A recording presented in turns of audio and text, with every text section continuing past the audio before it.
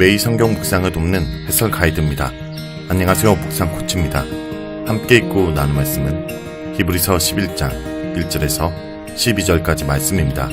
믿음으로 산 구약의 인물들을 통해 믿음의 특징을 설명합니다.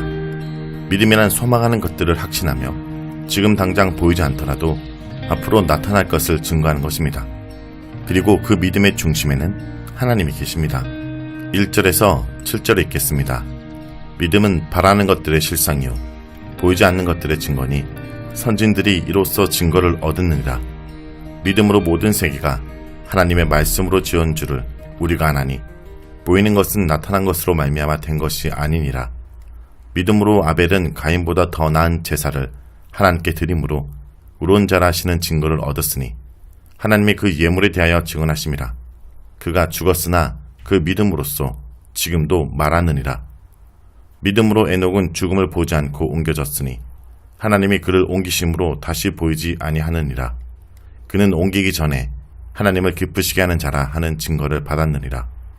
믿음이 없이는 하나님을 기쁘시게 하지 못하니 하나님께 나아가는 자는 반드시 그가 계신 곳과 또한 그가 자기를 찾는 자들에게 상 주시는 이심을 믿어야 할지니라. 믿음으로 노아는 아직 보이지 않는 일에 경고하심을 받아 경외함으로 방주를 준비하여 그 집을 구원하였으니 이로 말미암아 세상을 정죄하고 믿음을 따르는 의의 상속자가 되었느니라. 1절에서 7절은 믿음의 본질을 말합니다. 본문은 10장 39절에서 우리는 뒤로 물러가 침륜에 빠질 자가 아니요 오직 영혼을 구원함에 이르는 믿음을 가진 자들이라고 했습니다. 이제 본문은 성도들에게 권고했던 그 믿음이 어떤 것인지 설명하기 시작합니다. 그 믿음은 두 가지 특징을 가지고 있습니다. 첫째, 믿음은 바라는 것들을 현실적 실체로 드러나게 하는 능력을 가집니다. 여기서 바라는 것은 히브리서에서의 지속적으로 강조했던 그리스도인들의 소망을 가리키는 것입니다. 그 소망이 약속으로 주어진 안식에 들어가는 것입니다. 약속으로 주어진 그 안식에 들어가게 되는 것은 믿음입니다. 믿음 이외 그 어떤 것도 약속된 안식을 현실적 실체로 만들 수 없습니다. 둘째, 믿음은 보지 못하는 것들이 존재한다는 것을 입증하는 객관적인 증거입니다. 말씀으로 주어진 하나님의 약속은 보이지 않습니다. 그런데도 그것이 존재한다는 것을 입증할 수 있는 것은 믿음밖에 없습니다. 만약 하나님의 약속을 믿지 못한다면 그 약속은 이루어지지 않을 것이고 결과적으로 그것은 존재하지 않는 것이 되고 말 것입니다. 믿음이란 비록 하나님의 약속이 눈에 보이지는 않지만 그것을 바라게 하고 또한 그것이 현실적 실체로 드러나도록 하는 것입니다.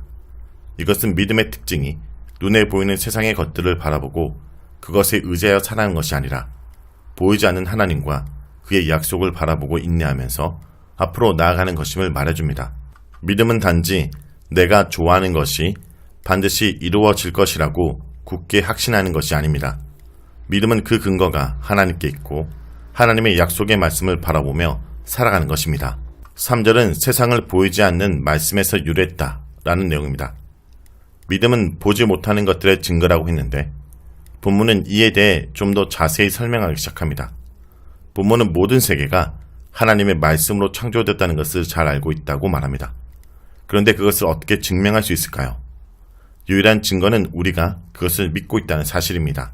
눈에 보이는 모든 세계가 보이지 않는 하나님의 말씀으로 창조됐다는 것을 믿듯이 성도들은 비록 보이지는 않지만 하나님의 약속이 실현될 것이라는 것을 믿고 앞으로 나아가야 합니다. 이러한 설명은 극심한 핍박과 고난의 상황에서 현재 당장 피부로 느껴지고 눈에 보이는 세상의 일에 압도되어 믿음을 잃어버리지 말고 비록 눈에는 보이지 않지만 위대하고 영광스러운 하나님의 약속을 바라보며 살아가야 한다는 것을 강조하는 것입니다. 4절에서 5절은 아벨과 에녹의 믿음입니다. 2절에는 선진들이 그들의 믿음으로 하나님께 인정을 받았다 말합니다. 이제 믿음의 인정을 받았던 위대한 선진들을 신뢰를 들어 설명합니다. 가장 먼저 하나님께 인정을 받은 자는 아벨입니다. 가인과 아벨은 모두 하나님께 제사를 드렸지만 하나님께서는 아벨의 제사만을 인정하고 받아들이셨습니다. 왜 하나님은 가인을 인정하지 않으시고 아벨만을 인정하셨을까요? 많은 사람들은 아벨이 바친 제물이 가인의 제물보다 질적으로 더 나은 제물이었기 때문이라고 생각하기도 합니다. 그러나 본문은 여기서 그렇게 설명하지 않습니다. 아벨이 인정을 받았던 것은 그의 믿음 때문입니다. 이것은 분명 아벨과 가인은 다른 믿음을 가지고 있었다는 것을 암시합니다. 가인은 믿음이 없었든지 아니면 하나님께서 기뻐하시는 그러한 믿음을 가지지 못했습니다. 아벨은 믿음으로 하나님께 인정을 받은 최초의 인물입니다.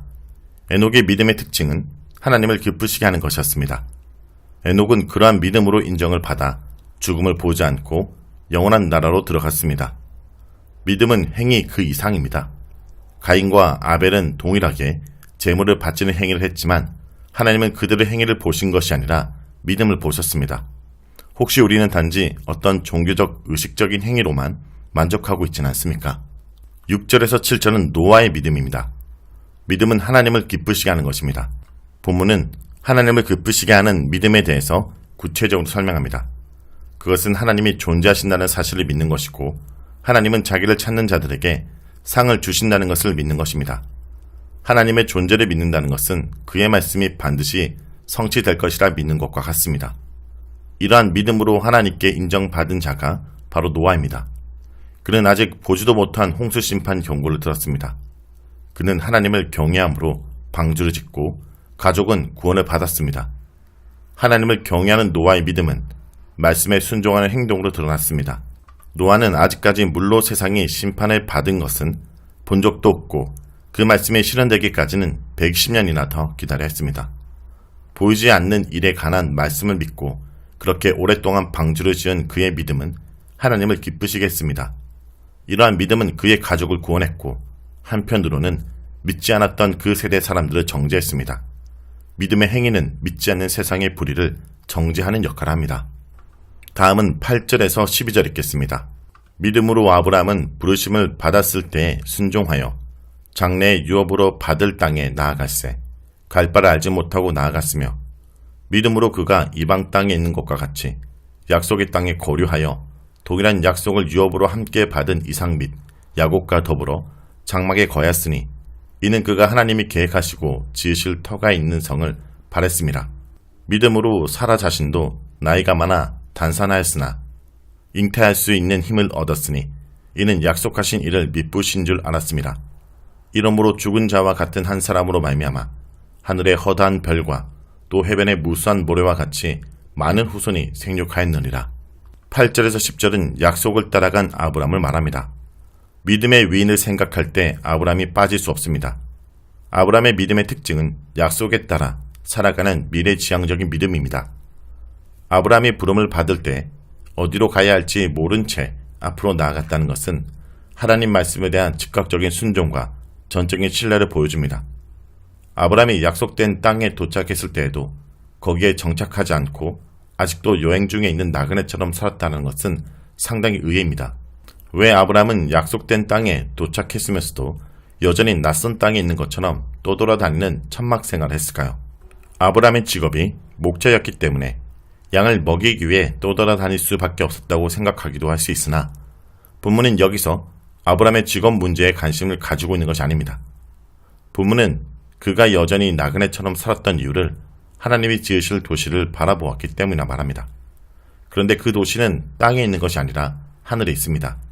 이것은 미래를 바라보는 아브람의 종말론적인 믿음이 얼마나 큰지를 잘 보여줍니다. 11절에서 12절은 믿음으로 약속을 받은 내용입니다. 본문은 사라를 훌륭한 믿음의 여인으로 소개하고 있습니다. 아브람과 더불어 그녀도 하나님의 약속을 믿었던 사람입니다.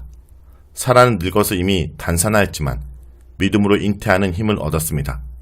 믿음은 죽은 것과 같은 몸에서 생명을 일으키는 능력이 있습니다. 믿음이 이러한 기적을 창조할 수 있었던 것은 약속한 것을 반드시 지킨다는 하나님의 신실함을 믿었기 때문입니다. 아브람과 사라의 믿음은 사라에게 잉태하는 능력을 얻게 했을 뿐 아니라 죽은 자와 마찬가지로 늙은 아브람에게서 무수한 생명이 태어나게 하는 기적도 일으켰습니다. 아브람과 사라는 눈에 보이는 그들의 육체적 조건을 보지 않고 보이지 않는 하나님 약속을 바라보고 믿었기 때문에 불가능한 일이 현실적 실체로 그들에게 나타난 것입니다. 자, 여기까지가 히브리서 11장 1절에서 12절까지 말씀입니다. 오늘 말씀을 통해 우리는 무엇을 묵상하고 적용해야 할까요? 예수님은 믿는 자에게 큰 상을 주시는 분입니다. 우리 눈에 보이지 않는다고 해서 하나님이 안 계신 것이 아니라 너무나 크시기에 오히려 우리 눈에 보이지 않는 것입니다. 하나님은 믿음으로 제사를 드린 아벨의 예물을 기쁘게 받아주셨고 믿음으로 하나님을 기쁘게 해드린 에녹을 죽음을 보지 않고 하늘로 데려가셨습니다. 나는 어떤 마음과 자세로 하나님께 예배를 드립니까? 또한 예배 시간뿐 아니라 일상생활에서도 하나님의 존재를 확신하고 하나님의 보상을 소망하며 하나님을 기쁘시게 해드린 삶을 살아가고 있습니까? 자신을 돌아보기 원합니다.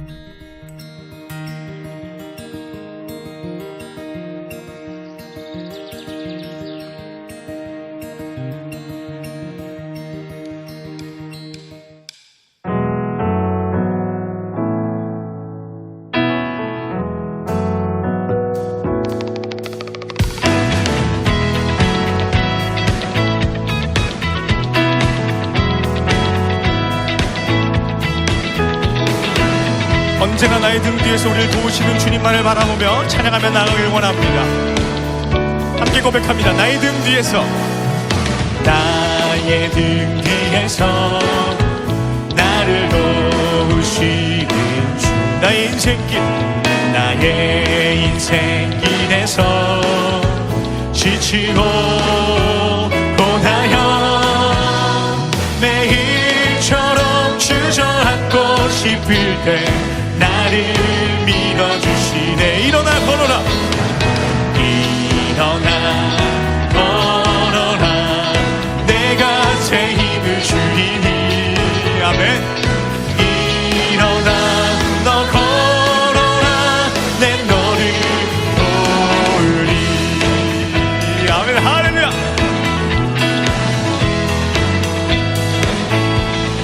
나의 등 뒤에서, 나의 등 뒤에서 나를 도우.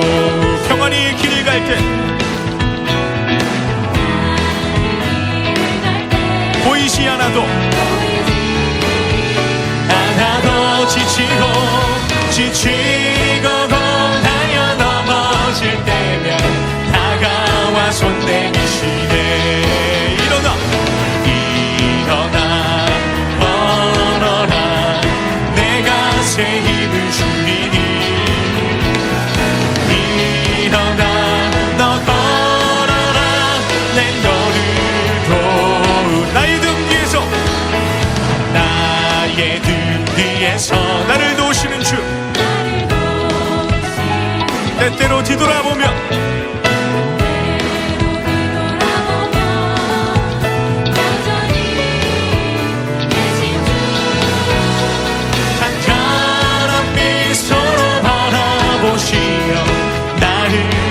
저까지 일어나 걸어라, 일어나 걸어라, 내가 새 힘을 주리니. 일어나 걸어라, 일어나 너 걸어라, 내 너를 도. 일어나 걸어라, 일어나 걸어라, 내가 새 힘을 주리니.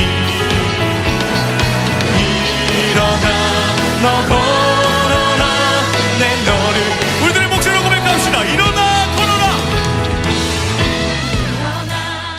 걸어라, 내가 새 힘을 주리니. 일어나 너 걸어라, 내 너를.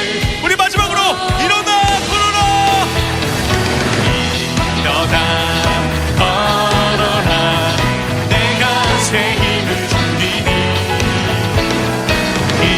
일어나 너 걸어라, 내 너를 도우리. 일어나 걸어라, 일어나 걸어라, 내가 새 힘을 주리니. 일어나 너 걸어라. 네, 우리 마지막으로 한 번 더 고백합니다. 일어나 걸어라, 일어나 걸어라, 내가 새 힘을 주리니. 일어나